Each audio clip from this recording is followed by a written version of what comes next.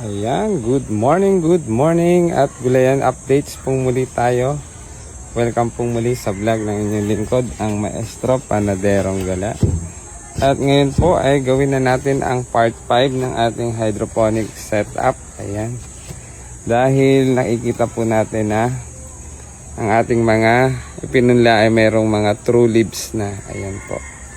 So ito na po yung part 5 natin. Yung paglilipit na po natin ng mga lettuce sa kanilang mga permanent growing boxes. So, marami na po yung nagpakita ng mayroong true leaves. So, kapag po ganito, magkaroon na ng 4 hanggang 5 dahon yung ating mga lettuce. Ayan, hydroponic tips. Ililipat na po natin yan dito sa ating permanent growing boxes. Okay, sa permanent growing boxes natin. Ayan. So, gawin na natin. So, gawin ko po muna yung pagtitimpla. Ayan, magtitimpla tayo ng kape. Kape, ayan. Siyempre, kailangan po natin ng Snap A and Snap B hydroponic solution. So, paano po ang pagtimpla nun? Ayan, paano ang pag-mix natin? Ayan, pakita lang po natin. Sana yung ating sukatan. Ayan, yung ating sukatan. I-measure po natin. So, ito po yung ating Snap A and Snap B. Ayan, dito tayo sa medyo malapit para. Ayan po. Ayan, part 5 na po tayo. So, shout out mo nga po pala sa ating partner mula sa NUPAP program ng DA Calabarzon. Ayan. Maraming salamat po sa intervention. Tulad po nito, Snap A and Snap B. So, Snap solution po ang ginagamit natin sa hydroponics. Ayan po, ito po yung Snap A. Ayan, so habang pinapatulo po natin, papatulo tayo ng tubig. Siyempre po yung malinis na tubig. 10 litro lang po. 10 liters of water po yan. Ay, ihahalo natin yung 25 ml. So, sakto na po yung isang puno dito. Ayan. Lagay natin dito yung ating camera para tayo ay nakikita. Ayan. Huwag babagsak muna. Ayan. Para po mahawakan natin. Ayan. So, Snap A po muna uunahin natin. Isang puno lang po. Ihalo po natin din sa. Ayan po natin tumutulo yung yung tubig para nahahalo niya yung Snap A. So, after 1 to 2 minutes po. Ayan. Ay ihahalo na rin po natin yung Snap B. Yep. Bawasan natin ng konti para hindi masyadong puno agad. Ayan. So, measured ko na po siya na hanggang dun sa may guhit ay 10 liters na po ng tubig yan. So, lagay na po natin yung Snap B. Ayan. Ayan. So, lakasan natin ng konti para mahalo. So, pwede rin nyo pong haluin mismo. Ayan. Example. Ayan. Tama na po yung tubig. Ayan. So, Snap A and Snap B po yung ginagamit natin. Snap solution. Ayan. Sa hydroponics. Nakaupo tayo dahil dito tayo sa ilalim ng hydroponic stand. So, pwede po nating haluin na ganyan. Ayan. Ano po ang purpose ng paghahalo ng ganyan? So, para hindi po magbuo-buo, siyempre po yung elements o yung solution na hinalo natin sa tubig. Ayan. So, kapag nahalo na po siya, available na po yan. Pwede na po natin gamitin yan. So, ilagay na po natin. Ayan. So, natatapakan ko yung ating tie base. Sorry naman. Sorry naman. Ayan. So, ilagay po muna natin dito para nakikita tayo. Ayan. Ipatong natin, huwag kang babagsak. Ayan. So, ito po yung growing boxes natin. Dito natin ilalagay. So, paano po pa ang sukat ng hydroponic solution natin? So, ayan. Siyempre po, para mabilis, lagay natin ng ganito. So,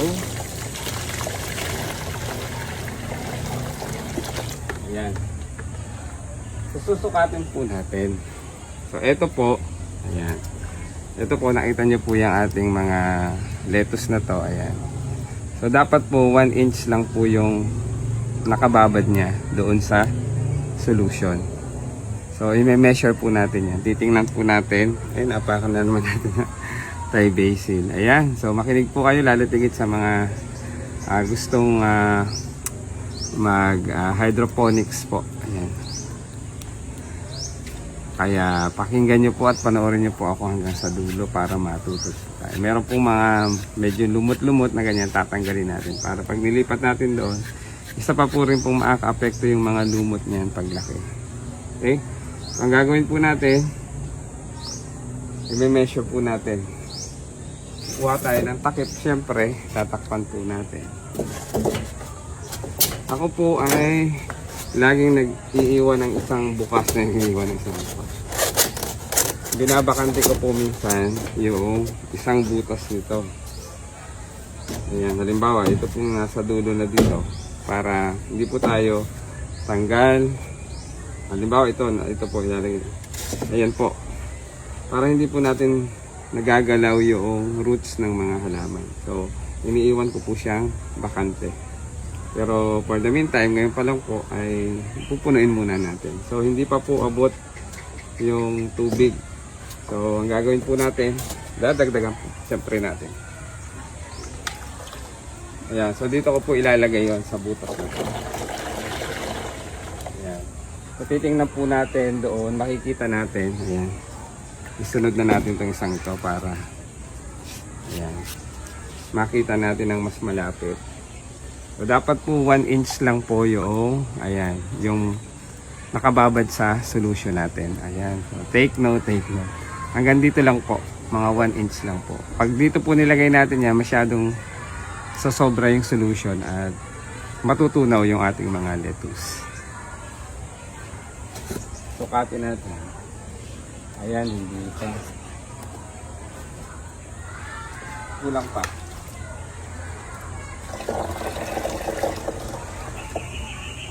Yan natin dito ulit ha.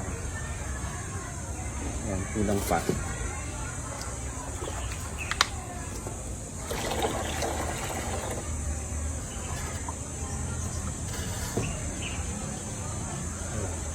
Okay. Iba.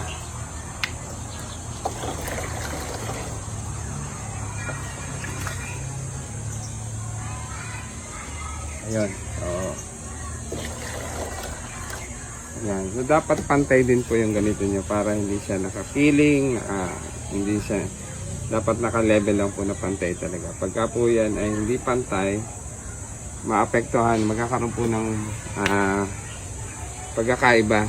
Yung, siyempre nasa malalim, baka matunaw, yung nasa ibabaw, yung medyo mataas-taas, tama lang ang paglaki. Gaganda ng, lalaki ng maayos.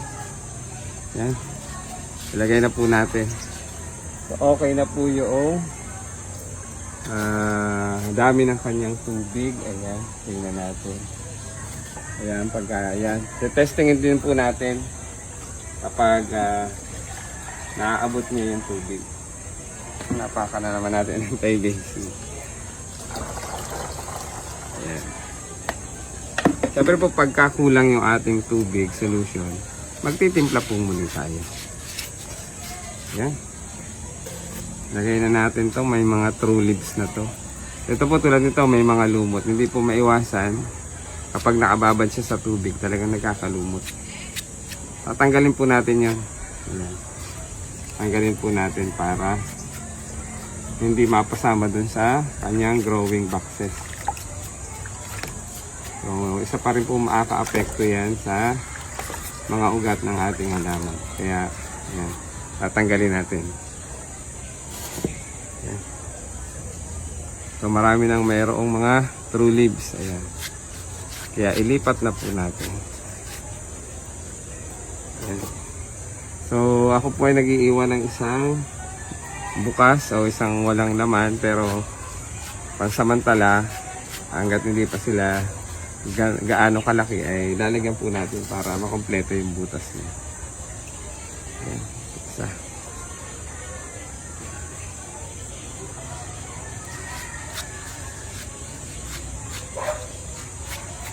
Ito pala isa, mas maganda.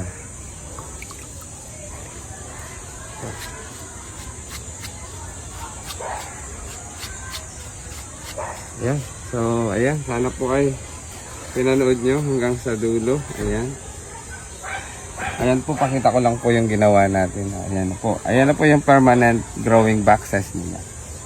So, hanggang sa umabot na po sila ng 45 days. Sa harvesting time na po. Ay, ayan. Diyan na yung permanente nilang tirahan. Ayan. So, ganun lang po kadali. Ayan. Kapag nagkaroon na po ng 4 hanggang 5 dahon, pwede na natin ilagay sa mga permanent growing boxes. Ayan po. Monitoring na lang po tayo tuwing umaga. I-monitor po natin. Titingnan po natin kung naubos na nila yung kanilang solusyon. So, sabi ko nga po, nag-iiwan po ako na lagi ng isang buta, walang laman, para doon po natin nakikita rin yung level ng tubig nila, ng solusyon. Tapos, para hindi po siya tanggal ng tanggal pag magsasalin tayo ng solusyon, para hindi po na gagalaw yung mga roots nila. Kasi nga po, medyo sensitive ang mga roots niyan. Pag nagalaw sila, ayan, makaka-apekto po yun sa paglaki ng kanilang, sa paglaki ng ating lettuce. Ayan. So, yun lang po. Sa susunod, yung iba pa po nito ay ilalagay natin dito. Ayan. So, hintayin pa lang po natin. Meron pa lang po mga ilan na. Ayan.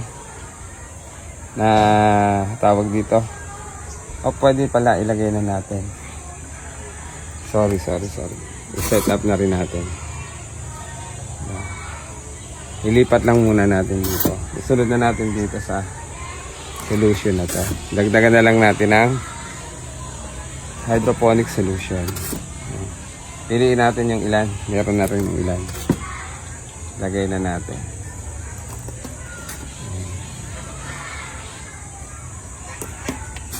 So yung iba po talagang late ang germination. Ayan.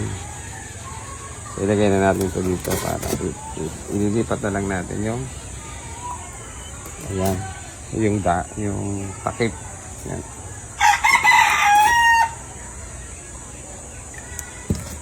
Ayan. Yung medyo malalaki na. Ayan, ito. Ayan, may mga dahon na talaga. Ayan. Lipat muna natin to. Mainit na din eh. Mainit na din. Mainit na po. Ayan. Tanggalin muna natin. Ililipat na lang natin.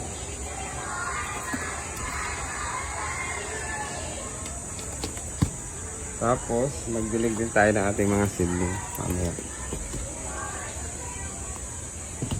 Wait lang. Para mabilis lang. Ito lang gamitin natin.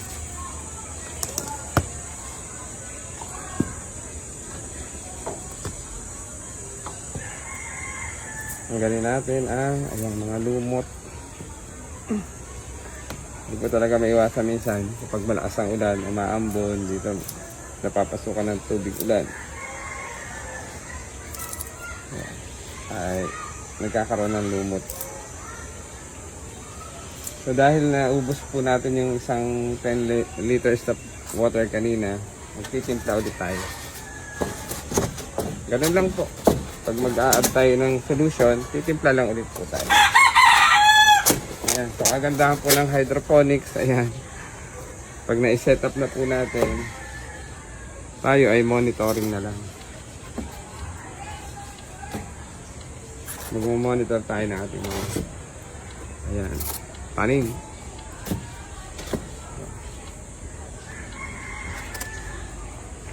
Timpla ulit tayo. Nakapakan talaga yung ating mga Thai basil. Timpla ulit po tayo.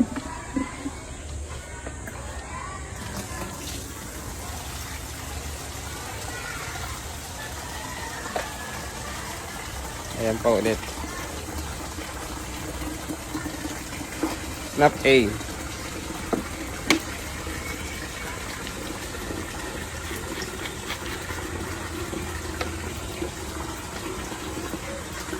Yan, hayaan po natin tumutulo yung tubig para mahalo niya yung snap A sa tubig.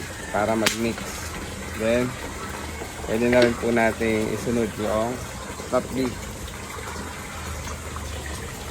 Ayan. So, i-off na lang po natin yung faucet, yung gripo kapag na-reach na niya yung 10 liters.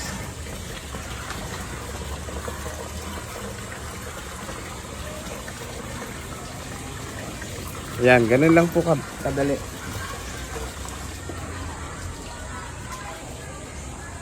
At ito po ay pwede sa mga bahay natin. Especially kung meron kayong mga rooftop. Ayan, ang ganda-ganda po yan sa rooftop. Okay, wala masyadong mga insekto doon pag nasa rooftop.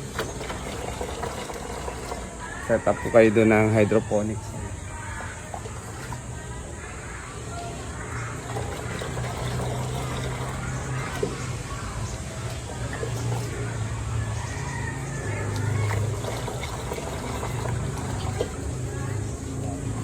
Tingnan lang po natin yung level ng kanilang tubig. Naaabot na. Ayan, naaabot-abot na.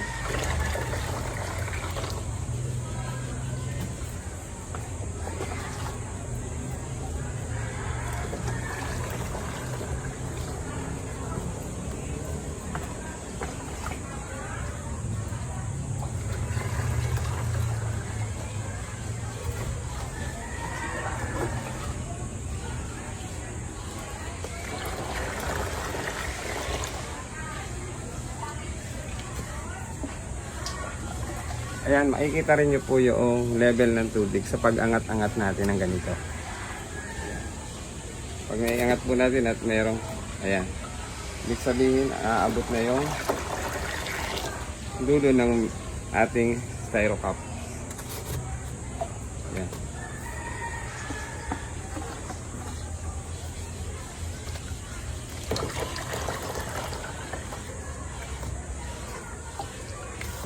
Ayan, okay na. Okay na po yun. Okay na. Finish na ulit. So, ilagay lang po muna natin ito dito sa susunod. Ayan, ibabad po muna ulit natin. So, ayan na po. Nakadalawang growing boxes na po tayo ng na-set up natin hydroponics. Ayan. Monitoring na lang po tayo sa susunod. Siguraduhin po natin nakalapat. Lapat na lapat. Para nakatuon yung kanilang dulo doon sa hydroponic solution. Ayan. So, maraming salamat po sa panonood. Sana po ay nag-enjoy. At sana po ay meron kayong natututunan. Kahit pa paano po habang pinapanood nyo ang inyong lingkod ay meron kayong natututunan. Balik natin to. Lagyan natin ang tubig. Ayan, pwede na rin natin isama yung hydroponic solution na tinimpla natin.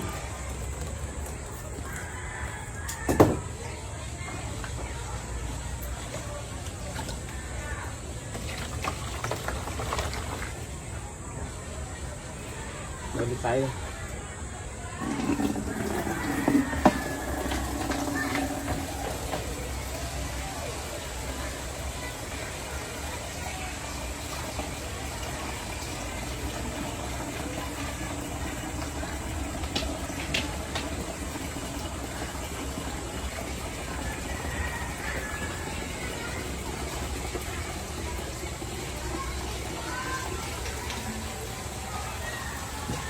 Ayan. Ayan. So, ito pa po, naka-line up natin. Ayan, ang dami pa po niyan. So, gawin natin. Tumutubo na po yung iba, oh. Nag-i-sprout na. Gawin po natin is diligan natin. Bombahan muna natin to.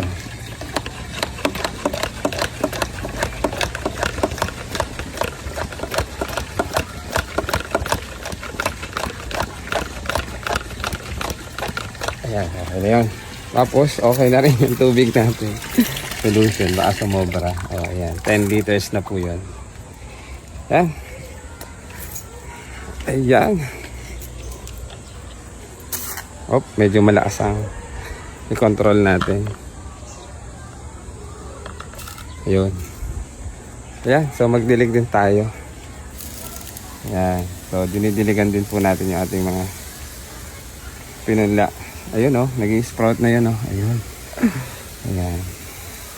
Diligan din po natin para mabilis silang tumubo. Ayan, mag-sprout. Ayan. So, sana po ay nag-i-enjoy kayo sa panonood.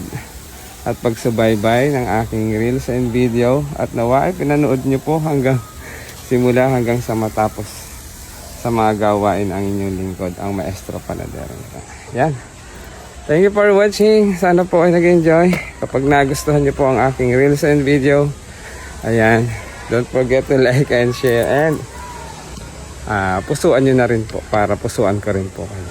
So muli sa susunod po nating video, part 6 na po yon. Monitoring na po tayo ng ating mga na setup na hydroponics na lettuce, o yung ating Olmeti lettuce. Ayan. Ito po ang inyong lingkod, ang Maestro Panadero ng Gala, nagsasabing thank you for watching. God bless us always. Ingat po tayo palagi, and thank you Lord for all the blessings. God bless. Thank you for watching.